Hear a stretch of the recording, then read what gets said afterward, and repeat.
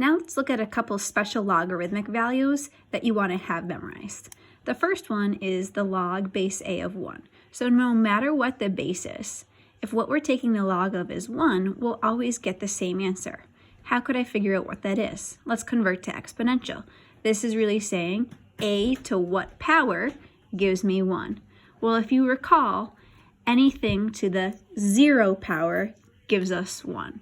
So whenever you see a 1 is what we're taking the log of, it will equal 0, no matter what our base is. Next one, when I have the log base a of a, let's convert that to exponential. That's saying a to what power gives me a. Well, what would a to the what power gives me a? That's simply just 1. The next one is if our base is the same as what we're taking the log of, just like up here, but this time we have a power. So convert that to exponential. A to what power equals a to the x. Well, since the a's are the same, for the powers to match up means that this would also have to equal x. And just like we had here, when our bases are the same, they're really just going to cancel, so we will get x. You want to make sure to have these 4 special properties memorized. The last section of these notes is graphing logs. And this may be a little bit new to you. You may or may not have done this in Algebra 2. But the main thing to remember here is that exponentials and logarithms are inverses of each other. And remember, in our functions unit, inverses mean our x's and our y's flip-flop. So the method I would go about graphing logarithms is to convert this into exponential form. So that's the first thing we're going to do, convert to exponential form. So if I take y equals log base 3 of x, that will become 3 to what power gives me x. Now that's in exponential form, we will graph just like you did in the last unit. But instead of plugging in values for x, we're going to plug in values for y because this is our inverse. So we'll take -1, 0, and 1.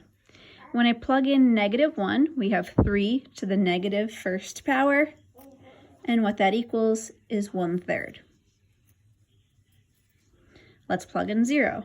3 to the 0 power, remember, anything to the 0 power equals 1. And then 3 to the first equals 3. So now we will plot these values. Remember, x coordinate, then y coordinate. So 1/3 is at -1, 1, 0, and lastly 3, 1. And what we have here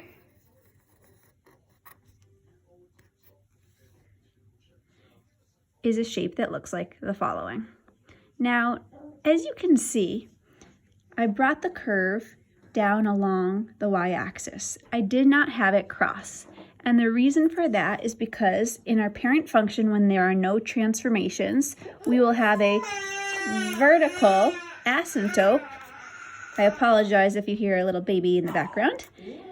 You'll have a vertical asymptote at 0. And the reason for that is because we can never take the log of a negative number. Okay, again, we can never take a log of a negative number. So we have an asymptote at 0. And that's your logarithmic graph. So if I said, now let's go graph y equals log base 3 of x plus 2 minus 1, you'll notice here that it's the same base as what we just did in number 1. So since it's the same base, we can just use our rules of transformations. Recall that plus 2 means to go to the left 2, and minus 1 means to go down 1. So I'm just going to take the graph that I just had and the points that I found and use those transformations. So recall the vertical asymptote was at 0. That's going to go now to the left 2. So I will have a vertical asymptote at -2. We'll take our points. We had the point of 1/3 -1. So 1/3 -1 is here, but now I need to go to the left 2, 1, 2, and down 1. Let's take the point of 1, 0. 1, 0 was here, but I'm going to go to the left 2 and down 1. And last but not least, we had the point of 3, 1. We're going to go to the left 2 and down 1. And now I will connect to make the curve.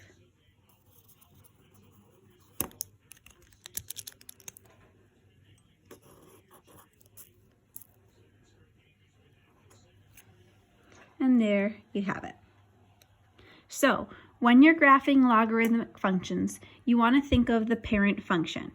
Once you have the parent function, convert it to exponential form. Once you converted it to exponential form, pick values for y to plug in to find your corresponding x's. Once you have a few points, go ahead and plot them. If there are then transformations, make sure to use the correct rules of transformations and shift the graph accordingly.